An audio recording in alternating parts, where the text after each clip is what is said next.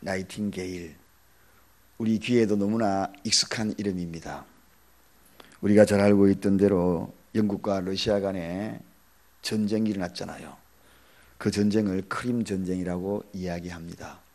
그때에 13,000명 정도의 그 많은 환자들을 보살피면서 자기의 몸을 정말 야전에서 불살랐던 그러한 간호원, 너무나 잘 알고 있는 그런 사람입니다.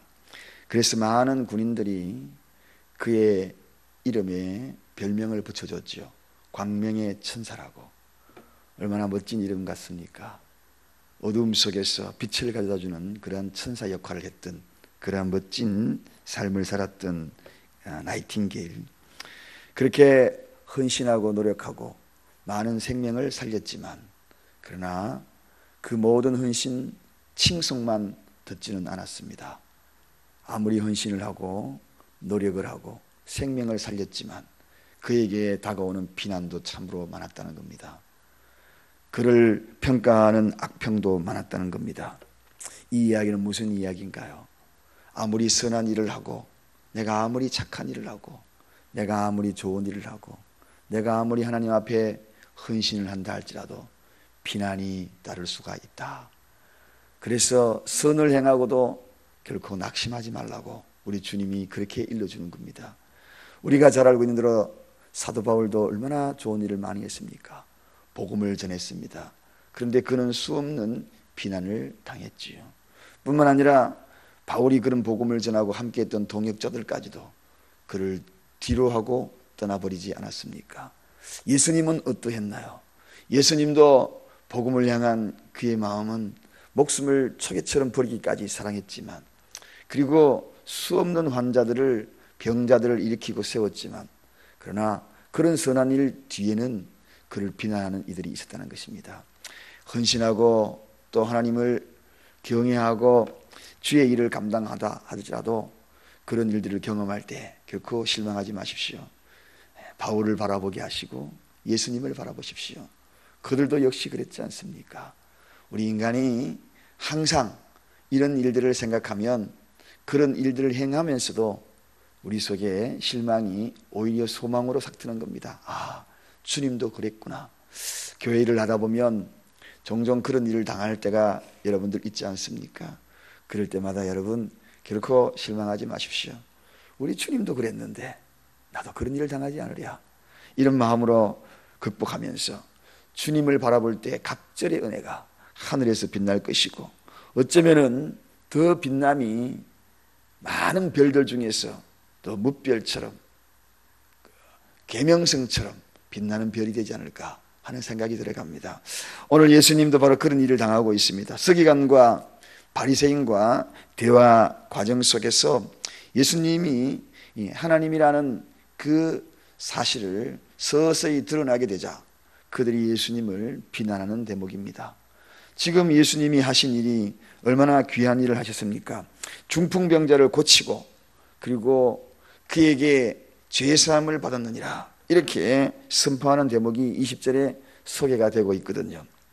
서기관과 바리새인들이 이 이야기를 듣자마자 이 참남한 말을 한다. 이 참남이라는 이 단어는 기독교에서 주로 이야기를 많이 합니다. 그래서 세상적인 용어와 기독교에서 표현하는 단어는 조금 구별이 되지요. 세상적으로는 그런 터무니없는 말이다, 그렇게 번역이 됩니다. 그러나 기독교적인 이 참남이라는 이 단어의 해석은 더 강한 의미를 갖고 있습니다.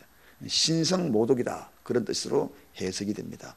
그래서 참남죄, 이 참남죄는 유대인들에게 가장 큰 죄거든요.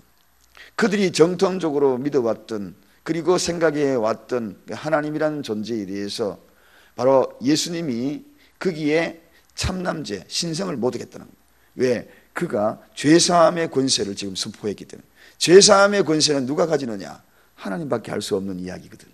그런데 예수님이 지금 바로 그 이야기를 하게 된 겁니다. 그러니 그들에게는 참남죄다, 신성모독죄다. 그래서 예수님이 결과적으로 십자가에 매어 달린 가장 큰 죄는 뭡니까? 참남죄라는 겁니다. 신성을 모독했다는 거죠. 이 생각은 그들이 틀림없이 틀린 것은 아니에요. 하나님만이 죄사함을 가진다. 그들의 그 생각은 맞는 거예요. 그런데 예수님이 이 땅에 그 하나님의 계획과 섭리 가운데 인간의 죄를 용서하기 위하여서 그 계획에 따라서 메시아로 온 사실들을 그들은 알지 못했다는 것입니다. 예수님이 누구신가? 메시아. 당신은 메시아입니까? 오늘은 바로 이 설교 제목이 이겁니다. 당신은 정말 메시아, 죄사함의 권세를 가진 그는 바로 메시아라는 것입니다. 이 메시아가 드러나자마자 그들은 지금 그들의 마음이 꿈틀거리면서 예수님의 선하고 그리고 헌신적인 밤이 맞도록 수고했던 그 모든 것들을 뒤집어 엎고 그를 참남자로 뒤집어 씌우는 그러한 대목입니다. 사랑하는 여러분, 그러나 구약 성경의 전반적인 흐름에 대한 모든 이야기는 예수 그리스도의 이야기입니다. 예수님에 대한 이야기가 예언과 함께 쭉 구원의 계획들이 기록이 되어 있는 것이 구약 성서입니다. 그래서 예수 그리스도, 이 땅에 오신 구세주를 알아보지 못하는 그러한 자들의 특징이 뭐냐? 관념적으로 생각을 합니다. 지식적으로 신앙을 가지려고 합니다. 그러니 도무지 그에게 이해가 되지 않는 겁니다. 하나님의 뜻을 발견할 수가 없는 것입니다. 그래서 참남죄를 적용하는 것입니다. 여러분, 그런데 이 메시아를 제대로 알아보지 못하는 사람의 특징이 있습니다. 그 특징이 무엇이냐 하면 바로 사랑이 없는 자는 예수 그리스도를 알아볼 수가 없습니다. 메시아를 알아볼 수가 없습니다. 사랑이라는 것은 그분의 실체이니까요. 여러분, 우리가 잘 알고 있는 대로 이 중풍병자를 치료했다는 것은 굉장한 사랑을 베푼 겁니다. 그리고 그 사랑을 베푼 그 과정을 보십시오. 지붕을 뚫고 왔잖아요. 남의 집을 지금 다 뚫고 내려온 거 아닙니까? 그럼에도 불구하고 꾸중하는 장면은 한 대목도 없습니다. 여러분, 옛날에 제 친구가 너무나 사랑하는 여자친구가 있었어요. 저하고도 아주 좋은 친구였는데 너무나 사랑하니까 담을 넘더라고요. 담의 문이 다 닫혔는데 친구야 잠깐만 기다려, 너무 보고 싶대. 그래서요 잠깐 기다리라고 저는 담 밖에 있었는데 담을 넘어가가지고 주인에게 들켰어요. 주인한테 들켜가지고 여차해가지고 이랬다니까, 아이고 학생 진작에 이야기하고 문을 두드리지 왜 담을 껐냐. 용서해 주더라고. 용서해. 야, 너무 사랑하니까 주인이 용서해 주더라고요. 도둑놈으로 몰려가지고 얼굴도 모르는 사람 고소할 수 있는데 진짜 사랑하니까요 주인이요 그 사실을 쭉 듣고 있다가 들켰는데도 불구하고 용서해주고, 앞으로는 학생 보고 싶으면 벨 누르고 들어오라고. 여러분, 사랑이 없는 사람은 예수님을 알아볼 수 없습니다. 중풍병자 지붕 뚫고 들어오는데 그래도 그 사랑을 알았잖아요. 자기 친구를 얼마나 사랑했으면 이렇게 하고, 그리고 주님 앞에 오게 되는 그 믿음의 그 뜻을 바라보면서 예수님은 그거에 묻지 않았습니다. 그래서 그를 치료해 주었거든요. 뿐만 아니라 그 중풍병자를 온전하게 치료해 주고 그리고 죄사함의 은혜를 베풀어 줬는데, 오늘 바리새인과 서기관의 모습을 잘 한번 보십시다. 예수님과 차이점이 뭐고 그 친구들하고 차이점이 무엇인지. 지금 가장 급했던 것이 그 친구들은 뭡니까? 중풍병자의 치료예요. 그런데 그 중풍병자의 그 치료에 대한 그 사랑의 행위에 대해서는 일절 언급이 없습니다. 일절 언급이 없습니다. 오직 참남, 바로 예수를 책잡기 위한 거기에 몰두했다는 것을 보게 됩니다. 여러분, 저는 오늘 여기에서 하나 깊이 깨달음이 있었어요. 그 깨달음이 무엇입니까? 나와 자신과 무관한 선에 대해서 사람들은 관심이 없다는 겁니다. 나와 무관한 아픔에 대해서 사람들은 관심이 없다는 것에 대해서 여기에 한번 생각해 볼 필요가 있다. 사랑하는 여러분, 나와 무관한 그러한 아픔, 나와 무관한 기쁨, 거기에도 함께 마음을 가질 수 있는 자, 그것이 진짜 사랑이 아니겠습니까? 여러분 얼굴도 모르고 그리고 그 누구의 관계도 모르는데 그 사람에게 관심을 가져줄 때 그게 진짜 사랑이 아니겠어요? 오늘 예수님이 그걸 이야기하는 겁니다. 이웃에 대한 영혼, 나와 무관한 사람이에요.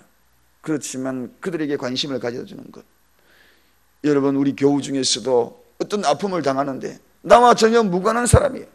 그런데 그 무관한 사람에게 관심을 가져줄 때 그게 진짜 사랑이 아니겠어요?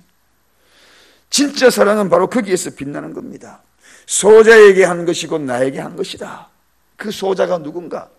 소자는 뭐 어린 아이다, 연약한 자다, 그렇게 해석될 수도 있지만 그저 지나가고 스치나가는 나그네예요.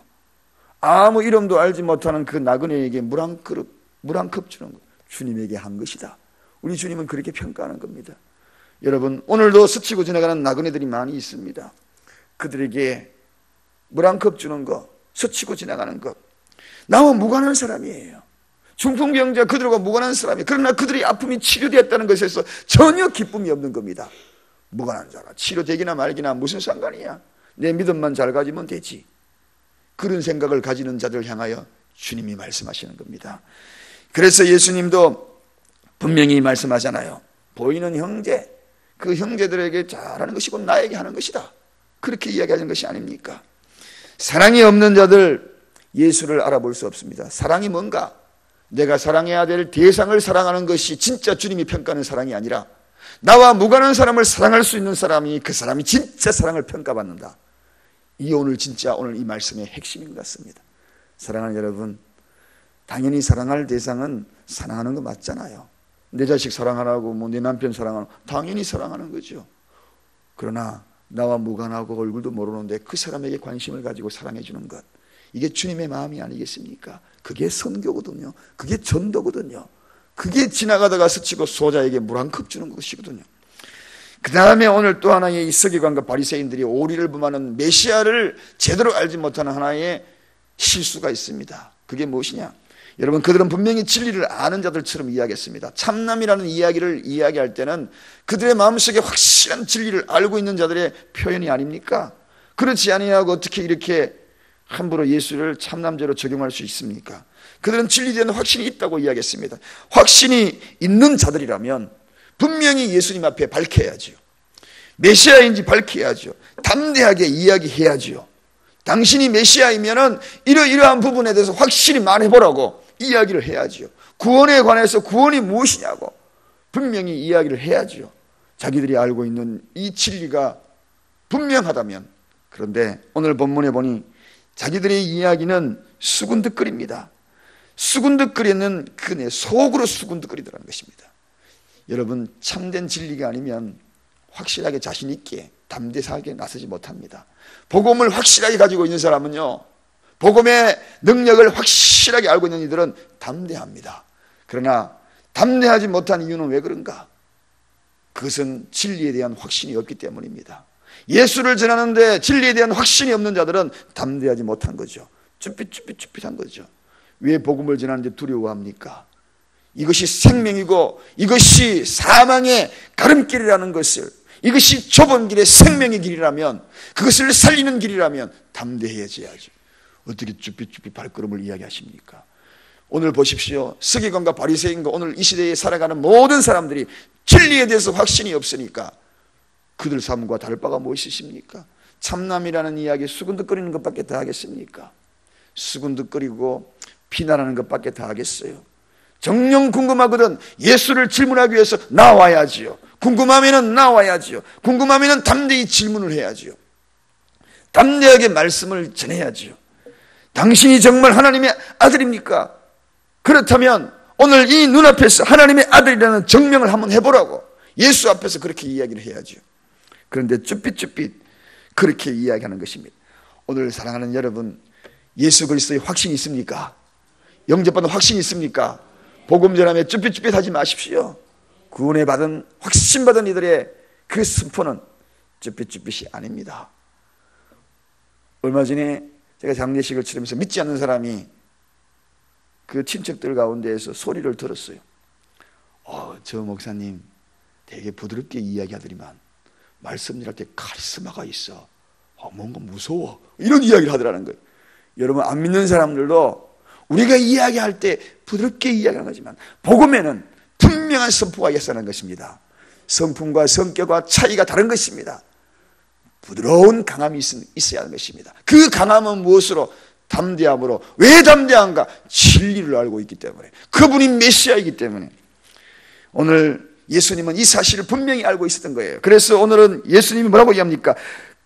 22절에 보니까 예수께서 그 의논을 아시고 대답하여 가라사대 너희 마음에 무슨 의논을 하느냐? 무슨 의논을 하느냐? 중심을 보고 계신 것입니다. 예수님이 우리가 삶을 살아가고 있는 모든 환경 속에서 가져야 될 자세, 우리의 믿음이 확신이 있는지 없는지, 쭈삣쭈삣하는지 중심을 보고 있는 거예요. 저와 여러분이 구원받은 자의 모습은 분명히 하는 것입니다. 분명한 의제 아도나이, 당신은 나의 주인입니다. 오후에 말씀을 나눴지요. 당신은 나의 주인이면 주인으로 모셔야 되는 것이 당연한 것이 아닙니까? 죄사함의 권세, 어느 것이 쉽느냐? 이건 아무나 할 수 있는 이야기가 아닙니다. 신이 아니고서는 죄사함이 엄청 쉽다는 것입니다. 고치는 거 이건 아무것도 아니라는 것입니다. 스치고 지나가도 고치지만 죄사함도 그분이 신성을 가졌기 때문에 그는 죄사함의 권능도 너무너무 쉽다는 것입니다. 왜? 메시아이기 때문에, 구원주기 때문에. 오늘 우리가 어떠한 죄성을 갖고 있다 할지라도 그분에게는 너무 쉬운 거예요. 주님 앞에 회개하고 주님 앞에 내려올 때마다 그분은 메시아이심을 드러내는 것입니다. 사랑하는 여러분, 당신은 메시아입니다. 오늘 이 확신이 우리에게 있기를 원합니다. 이 확신 가지고 살아가십시오. 그분이 나의 주인입니다. 그분이 내 생명의 주인이에요. 평생 주인입니다. 살아도 죽어도 주인입니다. 이 믿음으로 나아가는 우리의 자세, 쭈삣쭈삣 인생이 아니라 담대한 인생, 그 발걸음, 쭈삣쭈삣 복음을 전하는 것이 아니라 담대하게 예수님은 메시아입니다. 눈을 보고 정확하게 이야기하세요. 그리고 예수 그리스도를 믿으세요. 그렇게 전하십시오. 오늘 이 하루가 저의 하루, 여러분의 하루, 당신은 메시아입니다. 이 말씀이 우리 속에서 각인되어지고 되새김되어지고 묵상되어지는 하루가 되기를 간절히 축원드립니다. 기도하겠습니다. 하나님 아버지 감사합니다.